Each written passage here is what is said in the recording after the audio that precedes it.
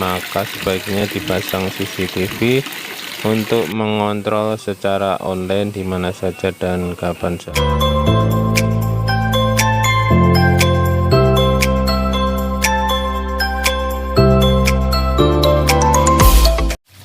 Assalamualaikum warahmatullahi wabarakatuh. Salam sejahtera dan salam sukses, sehat selalu dan tetap semangat.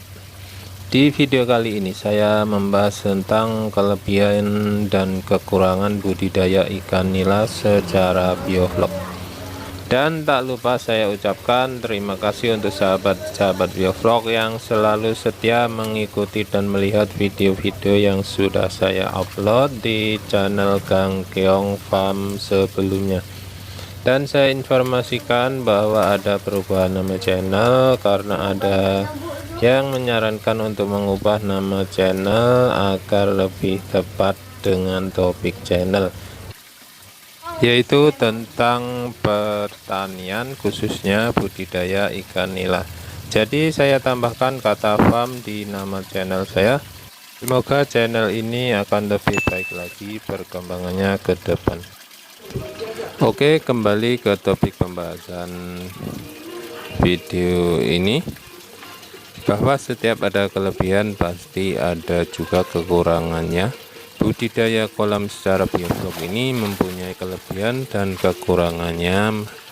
Pertama, saya akan mengulas tentang kelebihannya dulu. Yang pertama, irit air.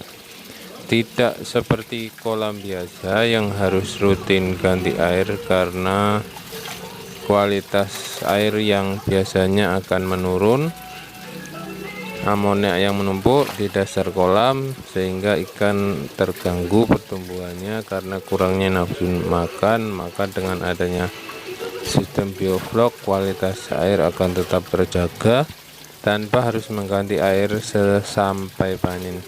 Ini untuk kolam yang khusus memakai terpal.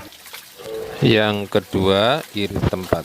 Kalau di kolam biasa tanpa sistem biovlog, tebar maksimal cuma sekitar 30 ekor per meter kubiknya, maka di kolam biovlog bisa sampai 120 per meter kubiknya, bahkan ada yang sampai 150 per meter kubiknya.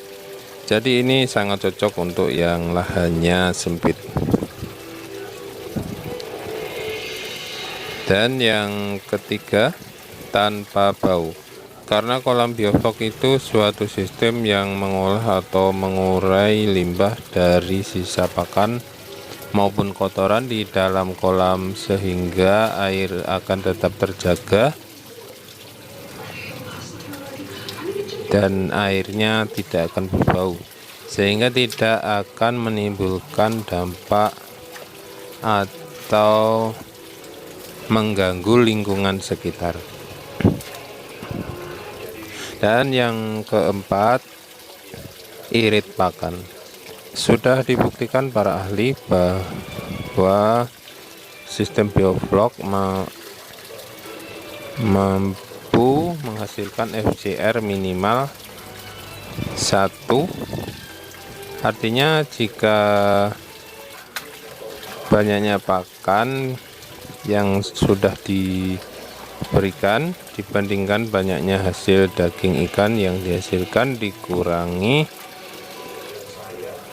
dengan berat ikan saat tebar, maka dihasilkanlah FCR atau yang kepanjangan FCR adalah Food Conversion Ratio. Selain yang saya sebutkan di atas, mungkin masih banyak kelebihan-kelebihan dari sistem biovlog, namun mungkin itu yang menurut saya yang poin paling penting untuk diketahui. Dan sekarang kita membahas kekurangan dari sistem biovlog.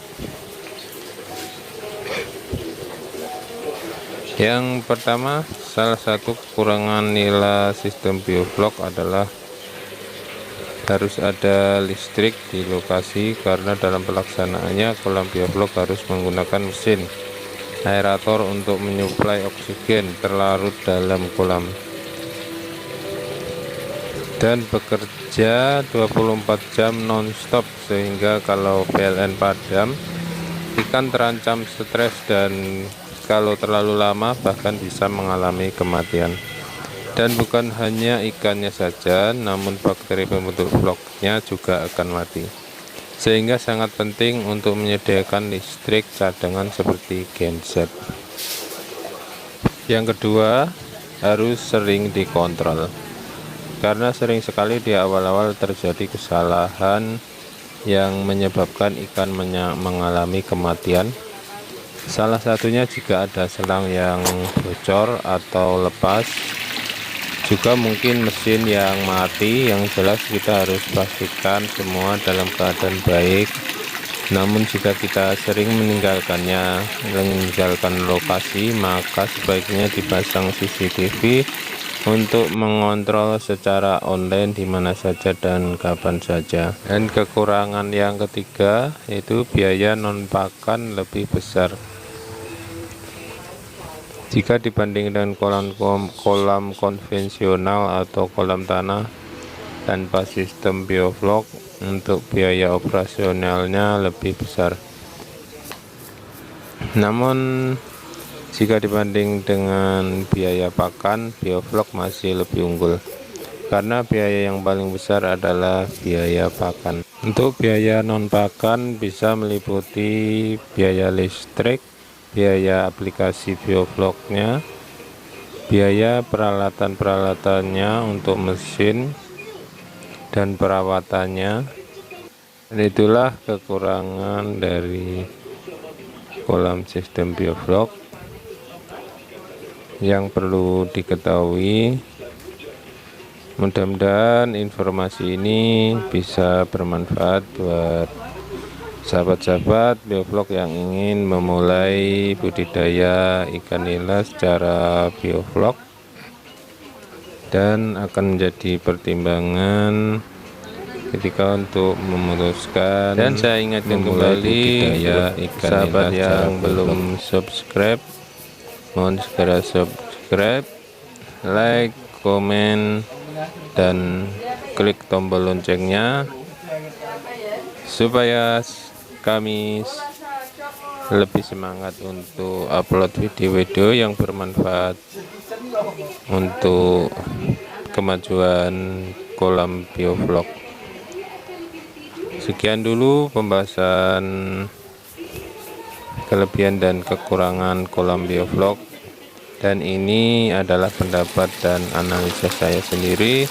Jika ada kekurangannya mohon dimaafkan, dan jika ada kritik saran tulis di kolom komentar. Sekian saya akhiri, wassalamualaikum warahmatullahi wabarakatuh.